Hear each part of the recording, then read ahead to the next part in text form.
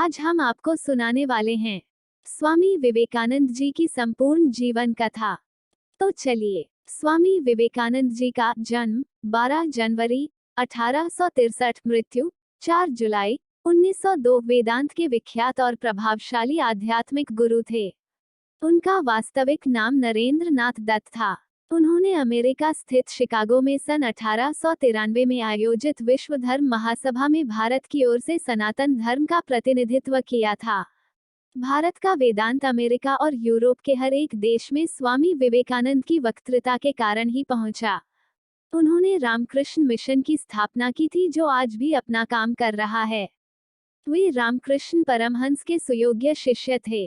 उन्हें प्रमुख रूप से उनके भाषण की शुरुआत मेरे अमेरिकी भाइयों एवं बहनों के साथ करने के लिए जाना जाता है। उनके संबोधन के इस प्रथम वाक्य ने सबका दिल जीत लिया था। स्वामी विवेकानंद का जीवनवृत्त। स्वामी विवेकानंद का जन्म 12 जनवरी सन 1863 को कलकत्ता में हुआ था। इनका बचपन का नाम नरेंद्रनाथ था। इनके पिता श्री विश्वनाथ दत्त कलकत्ता हाईकोर्ट के एक प्रसिद्ध वकील थे। उनके पिता पाश्चात्य सभ्यता में विश्वास रखते थे। वे अपने पुत्र नरेंद्र को भी अंग्रेजी पढ़ाकर पाश्चात्य सभ्यता के धर्रे पर चलाना चाहते थे। इनकी माता श्रीमती भुवनेश्वरी देवी जी धार्मिक विचारों की महिला थीं। उनका अधिकांश समय भगवान शिव की पूजा अर्चना में व्यतीत होता था। नरेंद्र की बुद्धि बचपन से बड़ी तीव्र थी और परमात्मा को पाने की लालसा भी प्रबल थी। इस हेतु वे पहले ब्रह्मा समाज में गए, किंतु वहां उनके चित्त को संतोष नहीं हुआ। वे वेदांत और योग को पश्चिम संस्कृति में प्रचलित करने के लिए महत्वपूर्ण योगदान देना चाहते थे। दैवयोग से विश्वनाथ दत्त की मृत्यु हो गई। घर का भार नरेंद्र पर आ पड़ा। घर की दशा बहुत खराब थी। अत्यंत दरिद्रता में भी नरेंद्र बड़े अतिथि सेवी थे। स्वयं भूखे रहकर अतिथि को भोजन कराते, स्वयं बाहर वर्षा में रात भर भीगते ठिठुरते पड़े रहते और अतिथि को अपने बिस्तर पर सुला देते। स्वामी विवेकानंद अपना जीवन अपने गुरुदेव श्री रामकृष्ण को समर्पित कर चुके थे। गुरुदेव के शरीर त्याग के दिनों में अपने घर और कुटुंब की नाजुक हालत की चिंता किए बिना, स्वयं के भोजन की चिंता किए बिना वे गुरु सेवा में सतत संलग्न रहे। गुरुदेव का शरीर अत्यंत रुग्ण हो गया था। विवेकानंद बड़े स्वप्नदृष्टा थे। उन्होंने एक नए समाज की कल्पना की थी, ऐसा समाज जिसमें धर्म या जाति के आधार पर मनुष्य मनुष्य में कोई भेद नहीं रहे। उन्होंने वेदांत के सिद्धांतों को इसी रूप में रखा। अध्यात्मवाद बनाम भौतिकवाद के विवाद में पड़े बिना भी यह कहा जा सकता है कि समता के सिद्धांत की जो आधार विवेकानंद ने दिया, उससे सबल बौद्धिक आधार शायद ही ढूंढा जा सके। विवेकानंद को युवकों से बड़ी आशाएं थीं। आज के युवकों के लिए ही इस ओजस्वी सन्यासी का ये जीवन वृत्त लेखक उनके समकालीन समाज एवं ऐतिहासिक पृष्ठभूमि के संदर्भ में उपस्थित करने का प्रयत्न किया है। ये भी प्रयास रहा है कि इसमें विवेकानंद के सामाजिक दर्शन एवं उनके मानवीय रूप का पूरा प्रकाश पड़े। स्वामी विवेकानंद का बचपन से ही नरेंद्र अत्यंत कुशाग्र बुद्धि के और नटखट थे। अपने साथी बच्चों के साथ तो वे शरारत करते ही थे, मौका मिलने पर वे अपने अध्यापकों के साथ भी शरारत करने से नहीं चूकते थे। नरेंद्र के घर में नियमपूर्वक रोज पूजा पाठ होता था। धार्मिक प्रवृत्ति की होने के कारण माता भुवनेश्वरी देवी को पुराण, रामायण, महाभारत आदि की कथा सुनने का बहुत शौक था। कथावाचक बराबर इनके घर आते रहते थे। नियमित रूप से भजन कीर्तन भी होता रहता था। परिवार के धार्मिक एवं आध्यात्मिक वातावरण के प्रभाव से बालक नरेंद्र के मन में बचपन से ही धर्म एवं अध्यात्म के संस्कार गहरे पड़ गए। माता पिता के संस्कारों और धार्मिक वातावरण के कारण बालक के मन में बचपन से ही ईश्वर को जानने और उसे प्राप्त करने की लालसा दिखाई देने लगी थी। ईश्वर के बारे में जानने की उत्सुकता में कभी कभी वे ऐसे प्रश्न पूछ बैठते थे कि इनके माता पिता और कथावाचक पंडित जी तक चक्कर में पड़ जाते थे। गुरु के प्रति निष्ठा। एक बार किसी ने गुरुदेव की सेवा में घृणा और निष्क्रियता दिखाई तथा घृणा से नाक भान सिकोड़ी। ये देखकर स्वामी विवेकानंद को क्रोध आ गया। उस गुरु भाई को पाठ पढ़ाते और गुरुदेव की प्रत्येक वस्तु के प्रति प्रेम दर्शाते हुए उनके बिस्तर के पास रक्त, कफ आदि से भरी थूकदानी उठाकर फेंकते थे। गुरु के प्रति ऐसी अनन्य भक्ति और निष्ठा के प्रताप से ही वे अपने गुरु के शरीर और उनके दिव्यतम आदर्शों की उत्तम सेवा कर सके। गुरुदेव को वे समझ सके, स्वयं के अस्तित्व को गुरुदेव के स्वरूप में विलीन कर सके, समग्र विश्व में भारत के अमूल्य आध्यात्मिक भंडार की महक फैला सके। उनके इस महान व्यक्तित्व की नींव में थी ऐसी गुरु भक्ति, गुरु सेवा और गुरु के प्रति अनन्य निष्ठा। शिकागो धर्म महासम्मेलन भाषण। अमेरिकी बहनों और भाइयों, आपने जिस सौहार्द और स्नेह के साथ हम लोगों का स्वागत किया है, उसके प्रति आभार प्रकट करने के निमित्त खड़े होते समय मेरा हृदय अवर्णनीय हर्ष से पूर्ण हो रहा है। संसार में सन्यासियों की सबसे प्राचीन परंपरा की ओर से मैं आपको धन्यवाद देता हूँ, धर्मों की माता की ओर से धन्यवाद देता हूँ, और सभी संप्रदायों एवं मतों के कोटि कोटि हिंदुओं की ओर से भी धन्यवाद देता हूँ। मैं इस मंच पर से बोलने वाले उन कतिपय वक्ताओं के प्रति भी धन्यवाद ज्ञापित करता हूँ, जिन्होंने प्राची के प्रतिनिधियों का उल्लेख करते समय आपको ये बतलाया है कि सुदूर देशों के ये लोग सहिष्णुता का भाव विविध देशों में प्रचारित करने के गौरव का दावा कर सकते हैं। मैं एक ऐसे धर्म का अनुयायी होने में गर्व का अनुभव करता हूँ, जिसने संसार को सहिष्णुता तथा सार्वभौम स्वीकृति दोनों की ही शिक्षा दी है। हम लोग सब धर्मों के प्रति केवल सहिष्णुता में ही विश्वास नहीं करते, वरन समस्त धर्मों को सच्चा मानकर स्वीकार करते हैं। मुझे ऐसे देश का व्यक्ति होने का अभिमान है, जिसने इस पृथ्वी के समस्त धर्मों और देशों के उत्पीड़ितों और शरणार्थियों को आश्रय दिया है। मुझे आपको ये बतलाते हुए गर्व होता है कि हमने अपने वक्ष में यहूदियों के विशुद्धतम अवशिष्ट को स्थान दिया था, जिन्होंने दक्षिण भारत आकर उसी वर्ष शरण ली थी, जिस वर्ष उनका पवित्र मंदिर रोमन जाति के अत्याचार से धूल में मिला दिया गया था। ऐसे धर्म का अनुयायी होने में मैं गर्व का अनुभव करता हूँ, जिसने महान जरथुष्ट्र जाति के अवशिष्ट अंश को शरण दी और जिसका पालन वह अब तक कर रहा है। भाइयों, मैं आप लोगों को एक स्तोत्र की कुछ पंक्तियां सुनाता हूँ, जिसकी आवृत्ति मैं बचपन से कर रहा हूँ और जिसकी आवृत्ति प्रतिदिन लाखों मनुष्य किया करते हैं। रुचिना वैचित्र यादृजुकुटिल नाना पाथुषाम नृणामी को गम्यस्त्वमसी पैसा मरनविव, अर्थात जैसे विभिन्न नदियां भिन्न भिन्न स्रोतों से निकलकर समुद्र में मिल जाती हैं, उसी प्रकार हे प्रभो, भिन्न भिन्न रुचि के अनुसार विभिन्न टेढ़े मेढ़े अथवा सीधे रास्ते से जाने वाले लोग अंत में तुझ में ही आकर मिल जाते हैं। ये सभा, जो अभी तक आयोजित सर्वश्रेष्ठ पवित्र सम्मेलनों में से एक है, स्वतः ही गीता के इस अद्भुत उपदेश का प्रतिपादन एवं जगत के प्रति उसकी घोषणा है। ये यथा मां प्रपद्यन्ते तांस्तैव भजाम्यहम्, मम वर्तमानुवर्तन्ते मनुष्याः पार्थ सर्वशः, अर्थात जो कोई मेरी ओर आता है, चाहे किसी प्रकार से हो, मैं उसको प्राप्त होता हूँ। लोग भिन्न मार्ग द्वारा प्रयत्न करते हुए अंत में मेरी ही ओर आते हैं। सांप्रदायिकता, हठधर्मिता और उनकी बीभत्स वंशधर धर्मांधता इस सुंदर पृथ्वी पर बहुत समय तक राज्य कर चुकी हैं। वे पृथ्वी को हिंसा से भरती रही हैं, उसको बारंबार मानवता के रक्त से नहलाती रही हैं, सभ्यताओं को विध्वस्त करती और पूरे पूरे देशों को निराशा के गर्त में डालती रही हैं।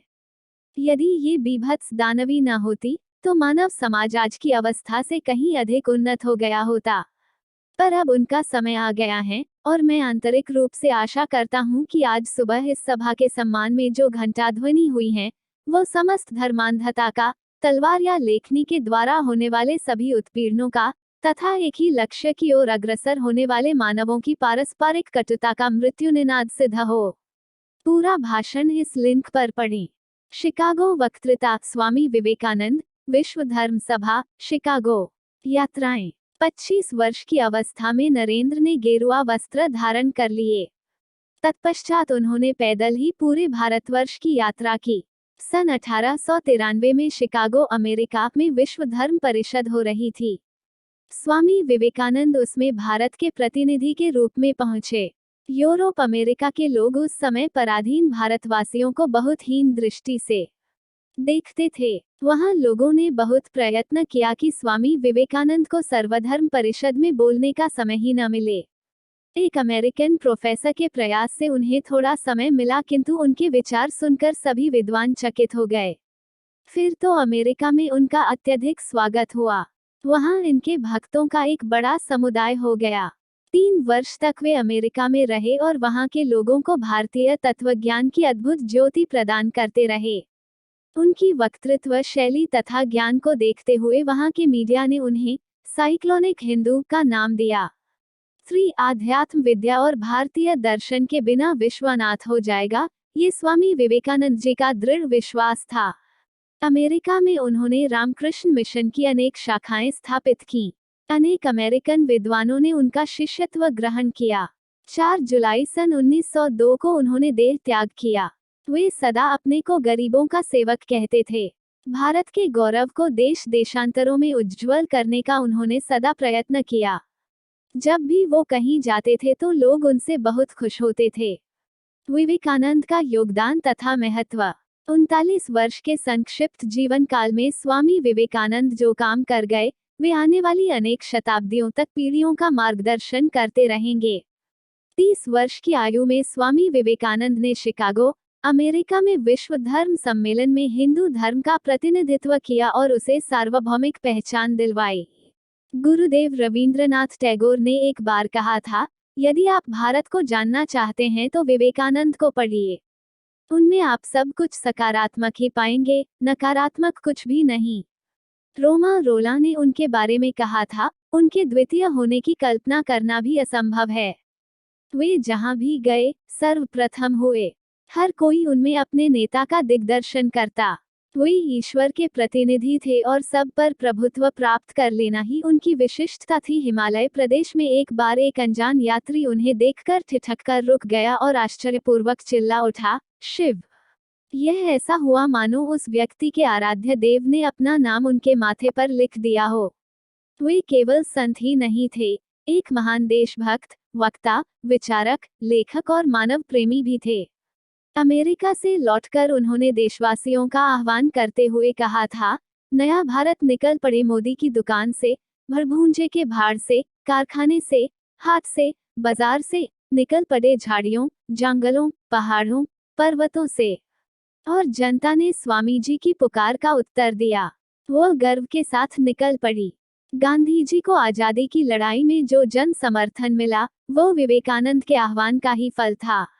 इस प्रकार वे भारतीय स्वतंत्रता संग्राम के भी एक प्रमुख प्रेरणा स्रोत बने। उनका विश्वास था कि पवित्र भारतवर्ष धर्म एवं दर्शन की पुण्य भूमि है।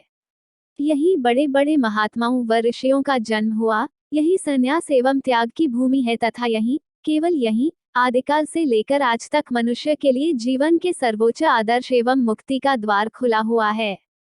उनके कथन, उठो, जागो, स्वयं जागकर औरों को जगाओ। अपने नर जन्म को सफल करो और तब तक रुको नहीं जब तक कि लक्ष्य प्राप्त न हो जाए। विवेकानंद का शिक्षा दर्शन। स्वामी विवेकानंद मैकॉले द्वारा प्रतिपादित और उस समय प्रचलित अंग्रेजी शिक्षा व्यवस्था के विरोधी थे, क्योंकि इस शिक्षा का उद्देश्य सिर्फ बाबुओं की संख्या बढ़ाना था। वह ऐसी शिक्षा चाहते थे जिससे बालक का सर्वांगीण विकास हो सके। बालक की शिक्षा का उद्देश्य उसको आत्मनिर्भर बनाकर अपने पैरों पर खड़ा करना है। स्वामी विवेकानंद ने प्रचलित शिक्षा को निषेधात्मक शिक्षा की संज्ञा देते हुए कहा है कि आप उस व्यक्ति को शिक्षित मानते हैं जिसने कुछ परीक्षाएं उत्तीर्ण कर ली हों तथा जो अच्छे भाषण दे सकता हो, पर वास्तविकता यह है कि जो शिक्षा जनसाधारण को जीवन संघर्ष के लिए तैयार नहीं करती, जो चरित्र निर्माण नहीं करती, जो समाज सेवा की भावना विकसित नहीं करती तथा जो शेर जैसा साहस पैदा नहीं कर सकती, ऐसी शिक्षा से क्या लाभ। स्वामी जी शिक्षा द्वारा लौकिक एवं पारलौकिक दोनों जीवन के लिए तैयार करना चाहते हैं। लौकिक दृष्टि से शिक्षा के संबंध में उन्होंने कहा है कि हमें ऐसी शिक्षा चाहिए जिससे चरित्र का गठन हो, मन का बल बढ़े, बुद्धि का विकास हो और व्यक्ति स्वावलंबी बने। पारलौकिक दृष्टि से उन्होंने कहा है कि शिक्षा मनुष्य की अंतर्निहित पूर्णता की अभिव्यक्ति है। स्वामी विवेकानंद के शिक्षा दर्शन के आधारभूत सिद्धांत। स्वामी विवेकानंद के शिक्षा दर्शन के आधारभूत सिद्धांत निम्नलिखित हैं। 1. शिक्षा ऐसी हो जिससे बालक का शारीरिक, मानसिक एवं आत्मिक विकास हो सके। 2. शिक्षा ऐसी हो जिससे बालक के चरित्र का निर्माण हो, मन का विकास हो, बुद्धि विकसित हो तथा बालक आत्मनिर्भर बने। 3. बालक एवं बालिकाओं दोनों को समान शिक्षा देनी चाहिए। 4. धार्मिक शिक्षा पुस्तकों द्वारा न देकर आचरण एवं संस्कारों द्वारा देनी चाहिए। 5. पाठ्यक्रम में लौकिक एवं पारलौकिक दोनों प्रकार के विषयों को स्थान देना चाहिए। 6. शिक्षा गुरु गृह में प्राप्त की जा सकती है। 7. शिक्षक एवं छात्र का संबंध अधिक से अधिक निकट का होना चाहिए। 8. सर्वसाधारण में शिक्षा का प्रचार एवं प्रसार किया जाना चाहिए। 9. देश की आर्थिक प्रगति के लिए तकनीकी शिक्षा की व्यवस्था की जाए। 10. मानवीय एवं राष्ट्रीय शिक्षा परिवार से ही शुरू करनी चाहिए। मृत्यु उनके ओजस्वी और सारगर्भित व्याख्यानों की प्रसिद्धि विश्व भर में है। जीवन के अंतिम दिन उन्होंने शुक्ल यजुर्वेद की व्याख्या की और कहा, एक और विवेकानंद चाहिए, ये समझने के लिए कि इस विवेकानंद ने अब तक क्या किया है।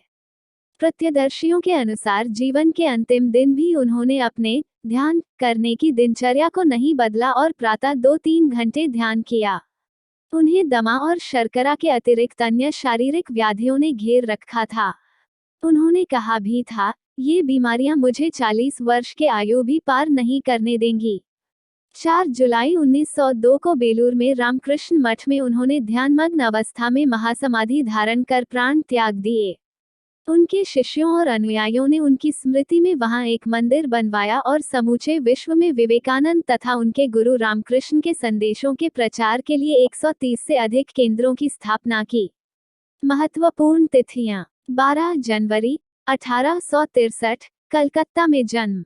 सन 1879 प्रेसिडेंसी कॉलेज में प्रवेश। सन 1880 जनरल असेंबली इंस्टीट्यूशन में प्रवेश। नवंबर 1881 श्री रामकृष्ण से प्रथम भेंट। सन 1882-86 श्री रामकृष्ण से संबद्ध। सन 1884 स्नातक परीक्षा उत्तीर्ण, पिता का स्वर्गवास। सन 1885 श्री रामकृष्ण की अंतिम बीमारी। 16 अगस्त 1886 श्री रामकृष्ण का निधन। सन 1886 वराहनगर मठ की स्थापना। जनवरी 1887 वराहनगर मठ में संन्यास की औपचारिक प्रतिज्ञा। सन 1890-93 परिव्राजक के रूप में भारत भ्रमण। 25 दिसंबर 1892 कन्याकुमारी में। 13 फरवरी 1893 प्रथम सार्वजनिक व्याख्यान सिकंदराबाद में। 31 मई 1893 बंबई से अमेरिका रवाना। 25 जुलाई 1893 वैंकूवर कनाडा पहुंचे। 30 जुलाई 1893 शिकागो आगमन। अगस्त 1893 हार्वर्ड विश्वविद्यालय के प्रो जॉन राइट से भेंट। 11 सितंबर 1893 विश्व धर्म सम्मेलन शिकागो में प्रथम व्याख्यान। 27 सितंबर 1893 विश्व धर्म सम्मेलन शिकागो में अंतिम व्याख्यान। 16 मई 1894 हार्वर्ड विश्वविद्यालय में संभाषण। नवंबर 1894 न्यूयॉर्क में वेदांत समिति की स्थापना।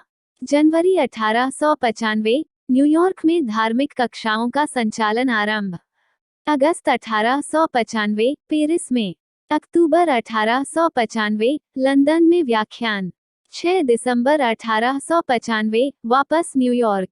22-25 मार्च 1896 वापस लंदन। मई जुलाई 1896 हार्वर्ड विश्वविद्यालय में व्याख्यान। 15 अप्रैल 1896 वापस लंदन।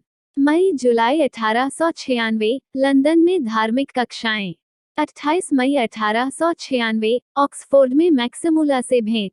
30 दिसंबर 1896 नेपाल से भारत की ओर रवाना। 15 जनवरी 1897 कोलंबो श्रीलंका आगमन। 6-15 फरवरी 1897 मद्रास में। 19 फरवरी 1897 कलकत्ता आगमन। 1 मई 1897 रामकृष्ण मिशन की स्थापना। मई दिसंबर 1897 उत्तर भारत की यात्रा। जनवरी 1898 कलकत्ता वापसी। 19 मार्च 1899 मायावती में अद्वैत आश्रम की स्थापना। 20 जून 1899 पश्चिमी देशों की दूसरी यात्रा। 31 जुलाई 1899 न्यूयॉर्क आगमन। 22 फरवरी 1900 सैन फ्रांसिस्को में वेदांत समिति की स्थापना। जून 1900 न्यूयॉर्क में अंतिम कक्षा। 26 जुलाई 1900 यूरोप रवाना। 24 अक्टूबर 1900 वियना, हंगरी, कुस्तुनतुनिया, ग्रीस, मिस्र आदि देशों की यात्रा। 26 नवंबर 1900 भारत रवाना। 9 दिसंबर 1900 बेलूर मठ आगमन। जनवरी 1901 मायावती की यात्रा। मार्च मई 1901 पूर्वी बंगाल और असम की तीर्थयात्रा। जनवरी फरवरी 1902 बोध गया और वाराणसी की यात्रा। मार्च 1902 बेलूर मठ में वापसी। 4 जुलाई 1902 महासमाधि। कथा अच्छी लगी हो तो एक लाइक करें और चैनल को सब्सक्राइब करें। धन्यवाद जी।